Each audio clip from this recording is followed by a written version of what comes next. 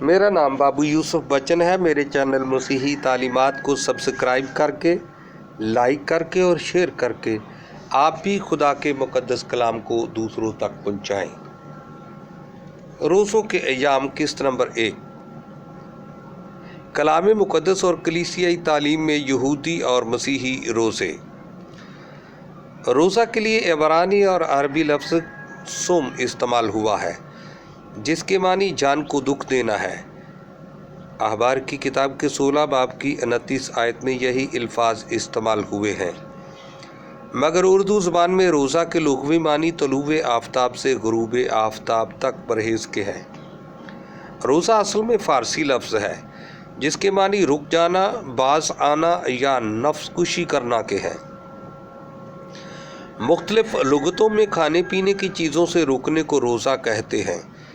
تاریخی اعتبار سے روزے کی ابتدا یوں ہوئی کہ شکاری جب شکار کی تلاش میں حقیقت کے نزدیک تر جانا چاہتے اور خواب اور رویا کی تمنا کرتے تو فاقہ کشی کرتے اور تنہائی اور صحرائی زندگی کو ترجیح دیتے۔ بعد ازاں پیش گوئی کرنے والے ماہرین علوم اور اساتذہ بھی یہی طریقہ استعمال کرنے لگے۔ رفتہ رفتہ یہ طریقہ مذاہب میں بھی آ گیا اور مذہبی رہنما اور مذہبی لوگ بھی روزہ رکھنے لگے۔ اسی لیے بے شمار قومیں مثلاً امونی، بابلی، موابی، آرامی، اسوری، رومی، مصری، یہودی اور مسیحی روزہ رکھنے لگے اور رکھتے ہیں۔ ہندو، مسلم، سکھ اور دیگر مذاہب و قبائل بھی روزہ رکھتے ہیں۔ یہودی روزے۔ کلام مقدس کے مطابق اہل یہود میں چند روزے فرض تھے جو مختلف واقعات کی یاد میں رکھے جاتے تھے، اور بے شمار اختیاری روزے تھے جو مختلف اوقات میں رکھے گئے۔ یہود میں فرض روزے۔ نمبر 1، یوم کفارہ کا روزہ۔ یہودی یہ روزہ 7ویں مہینے کی 10 تاریخ کو رکھتے تھے۔ اخبار کی کتاب 16 باب 29 آیت اور 23 باب 26 آیت۔ نمبر 2، 2 روزے۔ یہ شریعت دیے جانے کی یاد میں رکھے گئے۔ بزرگ موسیٰ کے کوہ سینا پر جانے اور آنے کی یاد میں ہفتے میں جمعرات اور سوار کو یہودی یہ روزے رکھتے تھے۔ انجیل لوکا 18 باب 22 آیت۔ نمبر 3، 4 روزے۔ 4 بڑے واقعات کی یاد میں، یعنی سقوط یروشلم، ہیکل کی آتش زدگی، قتل جدلیہ اور محاصرہ یروشلم کی یاد میں رکھتے تھے۔ کتاب زکریا 7 باب 5 آیت اور 8 باب 19 آیت۔ نمبر 4، 1 روزہ بعد از اسیری۔ بعد از اسیری ملکہ آستیر نے یہ روزہ مقرر کیا۔ آستیر کی کتاب 9 باب 31 آیت۔ یہ سبھی روزے یہودیوں پر فرض تھے اور یہودی انہیں رکھتے تھے۔ یہود میں اختیاری روزے۔ یہ روزے شخصی اور جماعتی روزے کہلاتے تھے اور مختلف اوقات میں رکھے گئے۔ مثلاً 1 دن کا روزہ بنی اسرائیل نے رکھا، نہمیہ کی کتاب 9 باب 1 آیت۔ 3 دن کا روزہ آستیر اور مردکائی نے رکھا، آستیر کی کتاب 4 باب 6 آیت۔ 4 دن کا روزہ یفتہ کی بیٹی نے رکھا، قصات کی کتاب 11 باب 40 آیت۔ 5 دن کا روزہ یہودیوں نے رکھا، یہودیت کی کتاب 7 باب 23 آیت۔ 7 دن کا روزہ اسرائیلیوں نے شاؤل کی موت پر رکھا، پہلا سموئیل 31 باب 13 آیت۔ 14 دن کا روزہ مقدس پولس اور اس کے 276 ساتھیوں نے رکھا، اعمال کی کتاب 27 باب 33 آیت۔ 21 دن کا روزہ دانیل نبی نے رکھا، دانیل کی کتاب 10 باب 3 آیت۔ 40 دن کا روزہ بزرگ موسیٰ نے رکھا، خروج کی کتاب 34 باب 38 آیت۔ 40 دن کا روزہ یوشع نے رکھا، خروج کی کتاب 24 باب 18 آیت۔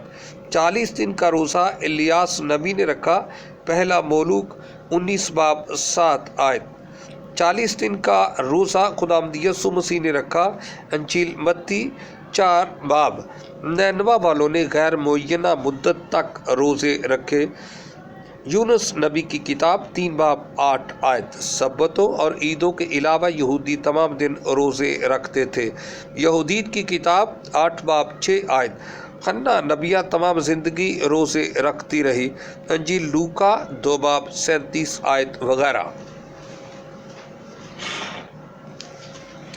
यहूदी रोज़े की हालत: टाट ओढ़ना, राख सर में डालना, राख पर बैठना, मट्टी सर में डालना, सर या कमर में रस्सा बांधना, कपड़े फाड़ना, मुंह ना धोना, बाल ना बनाना, सर पर तेल ना लगाना, चेहरा उदास बनाना, चेहरा छुपाना, रोज़ादार होने का ऐलान करना, सभी यहूदी रोज़े का हिस्सा समझे जाते थे और ये सभी वो दिखावे के लिए करते थे ताकि लोग उन्हें रोज़ादार जानें। यहूदी तारीख बताती है कि रब्बी यीशु बिन हनानिया का चेहरा सारी ज़िंदगी काला रहा क्योंकि वो पूरा साल ही सर पर राख डाले रखता था।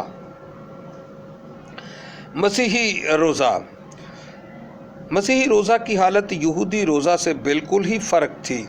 यीशु मसीह ने दिखावे का नहीं बल्कि पोशीदा रोज़ा रखने पर जोर दिया और रियाकारी से परहेज़ करने की तलकीन की, बल्कि यहूदी रोज़े के बरक्स मुंह धोने और सर पर तेल लगाने का दर्स दिया। मसीह ने ज़ाहरी रोज़ा पर नहीं बल्कि बातनी रोज़ा पर ज़्यादा जोर दिया। अंजील मत्ती 6 बाब 16 और 18 आयत। बाज़ लोग कहते हैं कि कलाम मुक़द्दस में कहीं भी रोज़ा रखने का हुक्म नहीं है। अर्ज़ है कि मसीह ने यहूदी शरीयत के मुताबिक फ़र्ज़ और इख्तियारी रोज़े रखे और अपने पैरोकारों को भी रोज़ा रखने का हुक्म दिया। नंबर 1, मसीह ने फरमाया, क्या बाराती जब तक दुल्हा उनके साथ है वो रोज़ा रख सकते हैं, लेकिन जब दुल्हा उनसे जुदा हो जाएगा तो वो रोज़ा रखेंगे। अंजील मत्ती 9 बाब, अंजील मरकस 2 बाब, अंजील लूका 5 बाब। इन अबाब में मसीह अपनी जुदाई यानी मौत की पेशगोई करते हैं और हर अंजील के आखिर में मसीह की इस जुदाई यानी मौत का वाज़ेह सबूत मिलता है। यीशु जब जिस्मानी तौर पर कलीसिया से जुदा हुए यानी दुल्हा जब बारातियों से जुदा हुआ तो बारातियों ने यानी कलीसिया ने रोज़े रखे। पढ़े ईमाल 13 बाब 3 आयत, 14 बाब 23 आयत, 27 बाब 33 आयत, दूसरा कुरिन्थियों 6 बाब 5 आयत, 11 बाब 27 आयत वगैरह। हमें भी रसूलों और इब्तदाई कलीसिया की तरह इस जिस्मानी जुदाई की वजह से रोज़े रखने चाहिए, क्योंकि मसीह को कामिल उम्मीद थी कि मेरी जुदाई के बाद मेरे लोग रोज़ा रखेंगे। हम रोज़ा रखकर मसीह की पेशगोई की तकमील करते हैं और अगर हम रोज़ा नहीं रखते तो हम मसीह के मुंह से निकले हुए अल्फाज को पूरा नहीं करते। नंबर 2, अंजील मत्ती उसका 6 बाब 2 आयत 5 आयत 16 आयत में लिखा है, जब तुम खैरात करो, जब तुम रोज़ा रखो और जब तुम दुआ करो। इन तीनों अहकाम में लफ्ज़ अगर नहीं है और अगर तुम खैरात करो यानी अगर तुम खैरात करो या अगर तुम रोज़ा रखो या अगर तुम दुआ करो, बल्कि लफ्ज़ जब इस्तेमाल हुआ है और जब का मतलब मुकम्मल जारी रहना पाया जाता है, जबकि अगर का मतलब नामुकम्मल जारी रहना पाया जाता है। और जिस तरह दुआ और खैरात को फ़र्ज़ समझा जाता है इसी तरह रोज़ा भी फ़र्ज़ है। रसूल और इब्तदाई कलीसिया इन तीनों अहकाम पर अमल किया करती थी। दुआ के लिए पढ़े ईमाल 1 बाब 14 आयत 2 बाब 42 आयत, खैरात के लिए पढ़े ईमाल 4 बाब 35 आयत और रोज़ा के लिए पढ़े ईमाल 13 बाब 3 आयत 14 बाब 23 आयत। गोया कलीसिया के लिए इबादत, रियाजत और सखावत लाजमी अमर है। रसूलों ने रोज़ा रखकर मसीह की पेशगोई की तकमील की थी। कलाम मुक़द्दस में रसूलों के रोज़े के बारे में लिखा है। ईमाल 13 बाब पहली 3 आयतों में लिखा है कि रसूलों ने शाऊल और बरनबास को रोज़ा और दुआ के साथ रुखसत किया। ईमाल 14 बाब 21 और 23 आयत में लिखा है, लुस्त्रा में पौलुस और बरनबास ने कलीसिया में रोज़ा और दुआ के साथ काहिन मुकर्रर किए। ईमाल 27 बाब 33 और 37 में लिखा है कि कुप्रोस को जाने वाले जहाज़ पर 276 आदमियों और पौलुस रसूल ने 14 दिन का रोज़ा रखा। इब्तदाई कलीसिया और 40 रोज़े। दूसरी सदी मसीही की किताब तलीमुर रसूल में दर्ज है کہ مسیحیت کے ابتدائی دور میں مسیحیت میں داخلہ کے لیے بپتسمہ دینے والا اور لینے والا روزہ کے ذریعے تیاری کرتے تھے، پھر ایسٹر سے پہلے بپتسمہ دے کر کلیسیا اور ایسٹر میں شامل کیا جاتا تھا۔ ایسٹر میں شراکت کی تیاری کے یہ دن روزوں کے ایام کہلاتے تھے۔ ان دنوں کو کلیسیا مختلف ناموں سے پکارتی ہے، مثلاً خود انکاری کے دن، متلاشیوں کی تبدیلی کے دن، ریاست کے دن، نئی زندگی کی تیاری، ایسٹر کی تیاری کے ایام، روزوں کے ایام، ایام فضائل اور ایسٹر کی تیاری کے لیے روزوں کے دن وغیرہ۔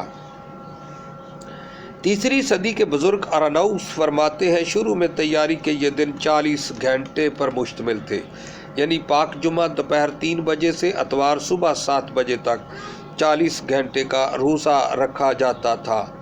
کتاب تعلیم الرسول میں درج ہے کہ ایسٹر کی اس تیاری کے لیے کلیسیا پاک ہفتہ سے پہلے بدھ اور جمعہ کے روزے رکھتی تھی۔ پھر تیاری کی یہ مدت بڑھا کر 1 ہفتہ کر دی گئی۔ مقدس اتھانسس فرماتے ہیں تیاری کے ایام 1 ہفتہ سے بڑھا کر 6 ہفتے کر دیے گئے، لیکن ان 6 ہفتوں میں اتوار کا روزہ نہیں رکھا جاتا تھا۔ یوں کلیسیا 36 روزے رکھ کر ایسٹر مناتی۔ بزرگ سوزمن فرماتے ہیں پہلے یونان، مصر، فلسطین، افریقہ اور مغربی ممالک کے لوگ 6 ہفتوں تک روزہ رکھتے تھے، یعنی 36 روزے، لیکن اتوار کو روزہ نہیں رکھتے تھے۔